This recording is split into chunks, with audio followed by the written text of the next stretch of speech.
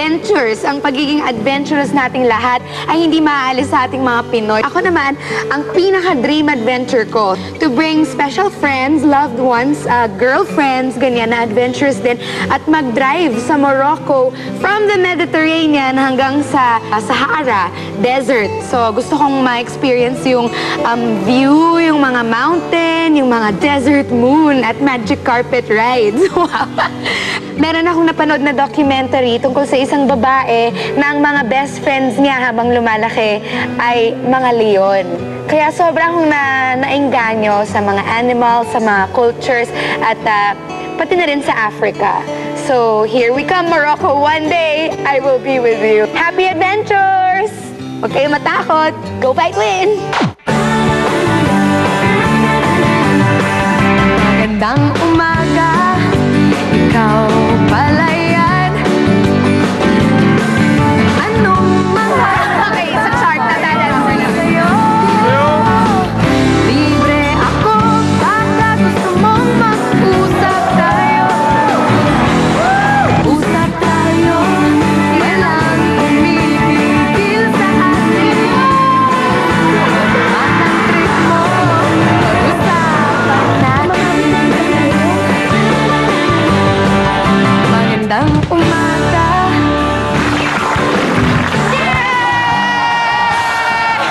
Hello naman! Kamusta naman tayo dyan? Super another level na to, kaya makisali na sa kwentuhan ng totoong pinagdadaanan, totoong nararamdaman, simpleng palitan ng karanasan, simple at totoo, ang Simply Casey! Ang dami-dami naman dito ngayong araw na to. Guys, eto na. Ang guest natin ngayon, wala nang hihigit pa sa kanya pagdating sa pagiging adventurous. In fact, humarap siya sa isang death-defying encounter sa isang hayop. Eto, panoorin ninyo. Aray, kinagat ako. Aray. Huwag mo hilahin.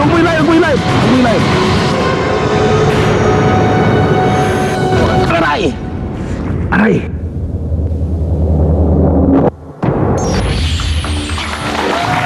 Aray daw. Parang ang sakit-sakit naman. May dugo pa. Well, ang scientific name ng ating guest ngayon ay Chiminus adventuritis maximus, si Kuya Kim Atienza. Adventuritis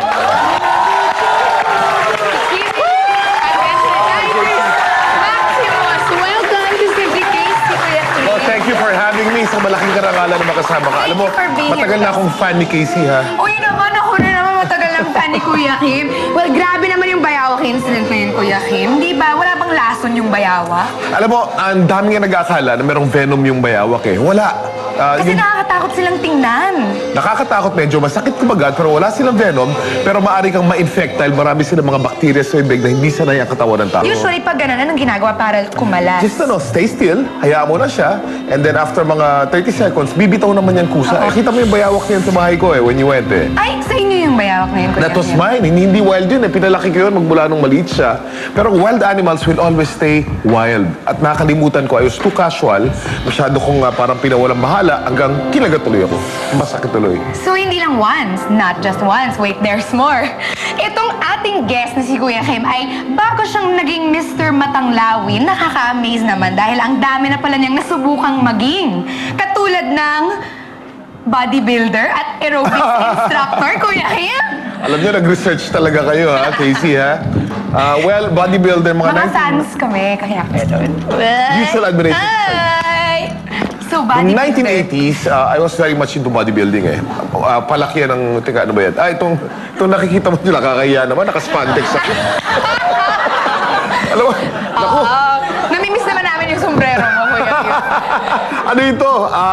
TV show to. Nakasmile na eh. TV show ito, ang title nitong TV show na to ay Muscles in Motion. Prime time yan at kauna-una ang lalaki nagsuot ng spandex sa Sa telebisyon. telebisyon, oo. Hindi pa usong Adventure yun spandex sa for you. adventure. Oo, in fairness. Medyo nakakahiya. Daring ka na nung part na yun, Kuya Kim. Kuya Kim, bata ka pa lang daw, sobrang ka ng adventurous. Okay. Skateboard, number 1. Uy, Anong skateboard. kwento behind the skateboard? Eskwela ko rin was Don Bosco, Makati. And I lived all the way in San Andres, Bukid. May school bus ako, papadala ko yung mga libro ko doon sa school bus ko. Tapos Para hindi mabigat? Para hindi mabigat, naka-skateboard ako, may school uniform, papadyak ko doon. Ang kalye nun ay asfalto. Ako, kahit na asfalto yan, siniskateboard ko nung araw yan. Ito naman last, Santo Tomas Peak, Batangas. Santo Tomas Peak, Batangas. This was in one of our summer camps. Nung nasa seminaryo din ako, nag-hiking kami lahat. At ako at saka yung best friend ko na si Joey Velasco, who's in the hospital right now. Get well soon, Joey, ha? Get well soon. Naka-ICU si Joey. Joey is the famous painter who did The Last Supper. Na yung hapag ng pag-asa ang pangalan. Anyways, in the hospital right now. Siya nakausap niya siguro, no? Nasa ICU siya ngayon. Anyway.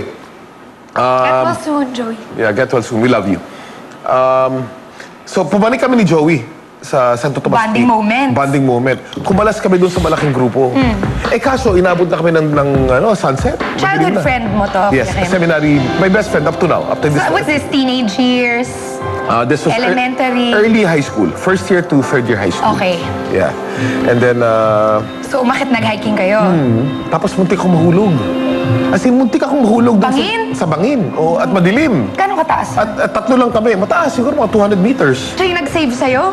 Nakakapit ako sa talahib. At sa mga damo-damo doon sa gilid Ano yun, bangin. parang nadapa ka lang? Nadulas ako kasi Nadulas? umuulan. Umuulan, nag-hiking kayo? Ay, Wow. naku, sinave ako ni Joey. Talagang muntik na ako mamatay that time sa Santo Tomas Peak. Wala nakakaalam nun. Tingnan mo, batang-bata pa lang talaga. Napaka-adventurous mo na, Kuya Kim. But right now, it's time to get wild dahil makakasama natin buong umaga itong si Kuya Kim natin. At alam din natin na ang mga adventures ni Kuya Kim as a family man, aalamin natin yan sa pagbabalik ng Simply Tasty.